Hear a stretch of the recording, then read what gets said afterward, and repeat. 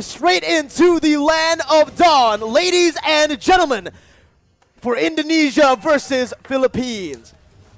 Wow, honestly, the early game is going to be so important here because at any moment, right, any one of these teams, they can actually get an advantage, and if they do, both Indonesia and Philippines are notorious for taking that kind of lead and actually using it as efficiently as possible and punishing every single mistake. And if they do that, they can set the tone for the mid to late game all the way since as early as the second or third minute.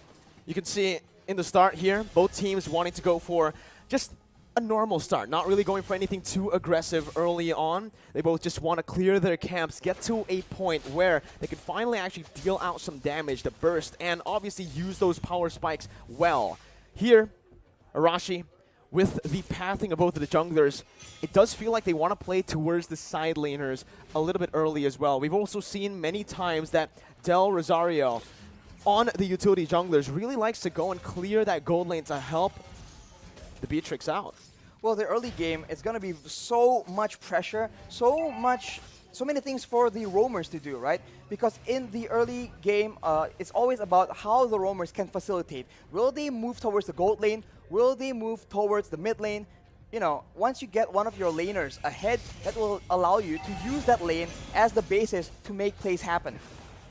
Well, here it is once again, 2 minutes in, and it's going to be Team Philippines who has a bit more pressure around a turtle with the Black Dragon form being popped in. It's still going to be Del Rosario who secures the retribution on the turtle. Divine Judgment going to be popped in towards Potapop, but it's not going to work.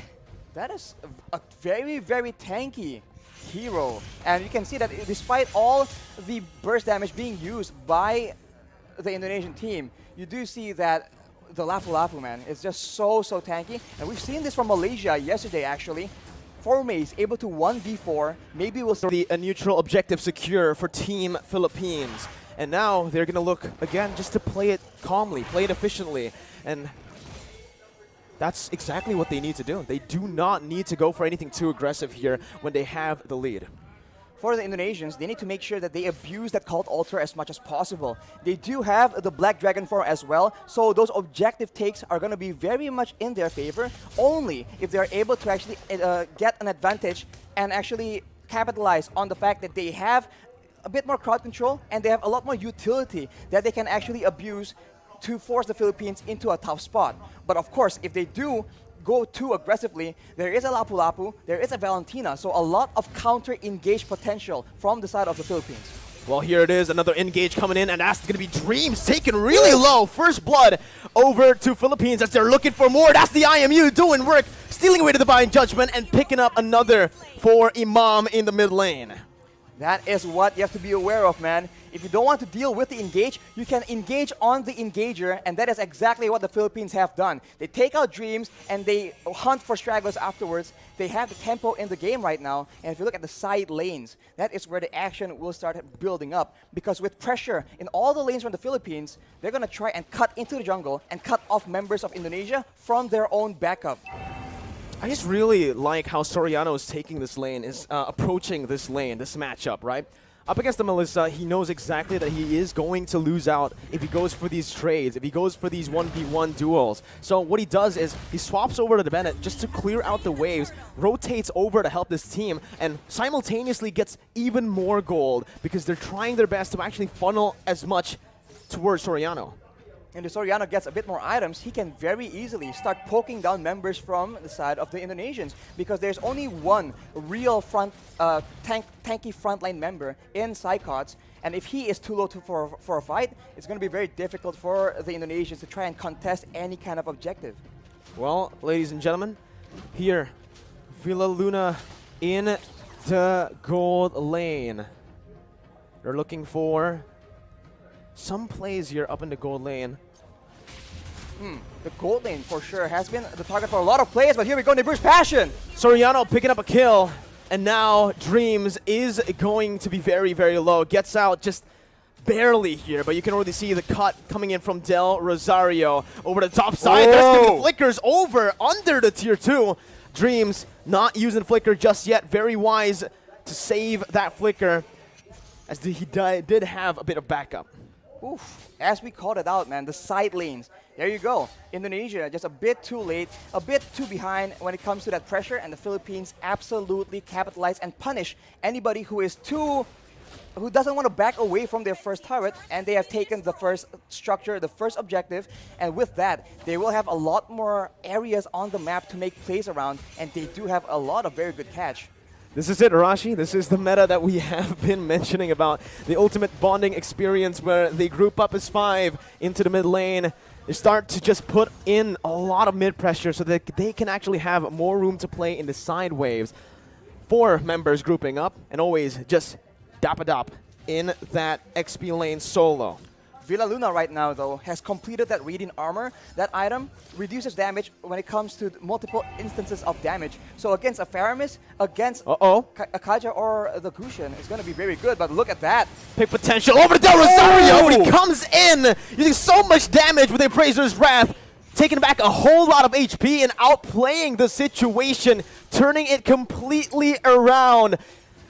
It's looking bad for Indonesia, as that's going to be the 3rd turtle over to Philippines with no trades on the board, no turrets, no kills so far. They put a trigger on that play with the objective to try and force the Philippines' hand, but instead the Philippines has all the answers. A tanky front line, 2 tanky front lines in fact, and a lot of utility to ensure that their member stays alive, and afterwards they can just chase and take out members of Indonesia one by one, and even then, they go for the pressure, and it seems like the Indonesians, they have to try and make a huge play happen, or a massive pickoff, but it's going to be very difficult because the positioning from the Philippines is way too good. The setup, the positioning, and the trigger instantly onto Psychots, picking him up, baiting Indonesia over to that bottom side to pick up a free turret and 2 free kills in the process.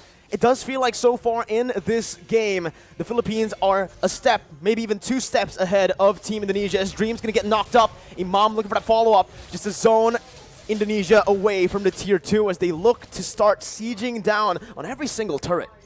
The damage difference right now from both teams is just so difficult to deal with. We mentioned how there's only one real frontline on the side of Indonesia, and look at what happens to him in a big fight. He gets taken out. The cult altar is so non-existent. The Philippines are able to just burst through it and go on with their day. Soriano right now with the Malefic Roar completed. That is a lot of penetration on top of the already insane amount of damage and burst that the Beaches can bring to the table. This is what Philippines loves to do when they're ahead, right? They use the distraction that is Dapadap, who's practically currently unkillable on that Lapu-Lapu. They use him as a distraction in the side lane, solo, picking up a turret. Meanwhile, they set up on the other side. Usually, they like to play on the opposite side and use the conceal to catch the enemies off guard. But there, you can see, again, a curveball thrown over to Indonesia, or maybe Indonesia have done their research onto how Philippines likes to play with the lead. They take another step ahead, and they think 2 steps ahead of Indonesia. Right now, again, it's going to be Divine Judgment coming in, but it's all onto the frontliners with a lot of the resources burnt out. It's going to be Cyclops who jumps in and finishes off Soriano in the back lines, splitting Philippines in 2. Imam now flickering out, getting to safety, but all that was for the Lord. It's a 2-for-1 in the end. 2 kills over to Indonesia for a Lord take. Arashi, who's it worth for? Oof, I think considering the fact that the Philippines are so ahead and they are focusing now more than ever on taking all those structures away from Indonesia, I think the Lord will be very, very beneficial. Unfortunately, they lose their gold leaner as well, which is not ideal. But if you take a look at the items right here, he is on 7,300 gold. As we mentioned, BOD and straight to a Malefic Roar, ensuring that anyone getting caught in his ultimates will get absolutely decimated. What's another thing that I want to mention is the fact that the kill, 2 kills that Indonesia picked up earlier, was onto 2 members with no bounty. There was no shutdown there. So even though they were able, Indonesia were able to find some kills, it was just normal gold. It wasn't the added gold that we usually see. And they get the Lord for that. So if it was a shutdown, I would actually say that Indonesia definitely came out on top in terms of value. But here, Taz might actually be caught, forced to use that ultimate defensively to get out. And everyone is from the Philippines is available because the death timers are very, very short, and they're going for a siege here where Indonesia don't have a lot of tools to try and counter the poke damage slowly but surely, the Philippines is chipping away at the structures and at the EHP bars of the Indonesian players. It's a good defense by Indonesia. They're able to minimize their losses here, only losing that tier 2 in the mid lane for now. But Brands is going to be zoned away from that mid lane. Philippines looking for that, but look at Psychots with the Petrify. He's able to find 2 on the flanks. Psychots absolutely massive as his engage has started a war that Indonesia can finally win here in this game. 3-for-0 trade as Indonesia look to climb, to crawl themselves back in this game. Blink and you'll miss it. An engage that gave way for Indonesia to take 3 kills for a trade of none. And along with that, Taz is able to secure the purple buff from the side of the Philippines as well. So now they have a momentum. They have recovered a bit of that gold difference. Only 2K right now. But the Philippines, they are still in the lead. And they are no stranger to these late game situations. Dreams opening up the map just a bit. Going to be chunked down by Del Rosario. But he is going to be able to back off without having anything taken away. Honestly, looking at it right now, Rashi, Indonesia, their main win condition, we thought it would be Brands on that Melissa. We thought it was going to be the Gushin on the hands of Taz, but it's actually Psychots, the man that has been doubted so many times by everyone. By the public. I mean, this man has had a very lackluster season in his last performance. That was a performance in the last season, actually, rather. But here, knowing that Indonesia are relying very, very heavily on a very reliable engage. His Yuzong has been critical, but after 2 engages, will Philippines fall for the same trick twice? Divine Judgment over the Dreams. That's going to be the frontliner taken out. That's going to be that. Oh my god, so much damage onto the Lapu. Unfortunately, won't be enough though. And now Indonesia, they're actually backing away, and it will be waiting for the Lord take. And Philippines, they are so good at the Lord dance. Going back and forth, waiting for their opponents to make a mistake, and with such a long-range basic attack on their Beatrix, they can do better.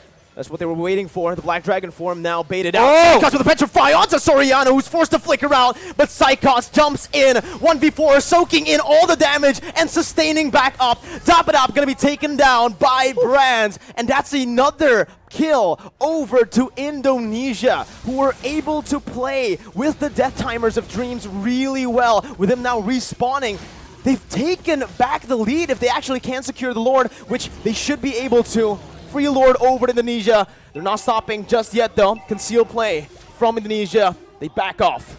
Back off for now, as the orange buff will be contested as well. So the Philippines are now on the back foot. And if you look at the composition, in a way, right, in the big team fights, there's a lot more DPS and utility available in the hands of the Indonesians.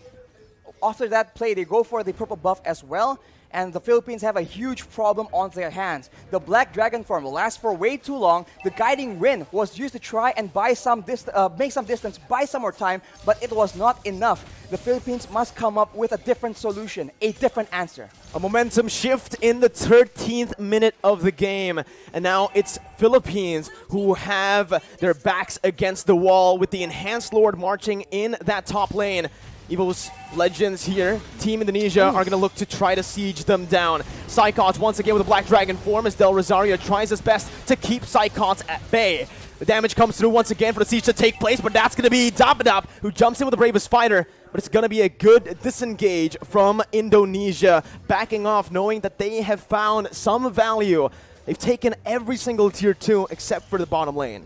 And look at how Psychots is playing around with his Petrify, man. He goes in for the Black Dragon form, but he doesn't always use that Petrify. And when you think about it, the Petrify is what makes these engages so dangerous. It guarantees the Furious Dive knockup, and that is what allows Indonesia to just be a lot more elusive. And as we talked about it earlier, this is what is so dangerous. They can feint around, act like they're about to engage a fight, and then back away. The Philippines need to identify the right moment and then adjust accordingly. Do they want to go and fight after the Black Dragon form is down, or do they want to just stall? Villaluna with that circling eagle over the Brands, but it's going to be baited in with the cold altar placed as well. Soriano targeted by the flanks, and that's going to be Taz who picks up the Beatrix. Soriano taken down, Brands in the midst of it all, still life stealing with his fire. Bro, it's massive. He is an absolute beast as he wins the battle for Indonesia.